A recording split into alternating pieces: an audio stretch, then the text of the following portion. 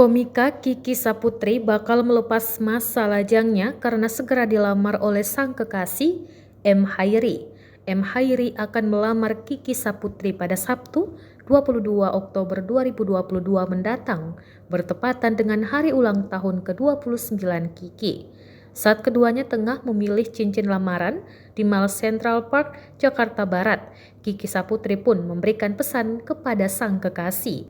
"Ingat jangan KDRT," kata Kiki sambil tertawa pada Senin 17 Oktober 2022. Bagi Kiki, pesan tersebut penting untuk disampaikan kepada calon suaminya, mengingat saat ini tidak sedikit perempuan yang mengalami kekerasan dalam rumah tangga. Perempuan asal Garut, Jawa Barat itu memiliki pengalaman pahit dalam hal hubungan asmara. Kiki terang-terangan bahwa dia pernah gagal menikah sebanyak 2 kali. Dia bahkan membutuhkan waktu 3 tahun untuk bisa bangkit dan melupakan sang mantan.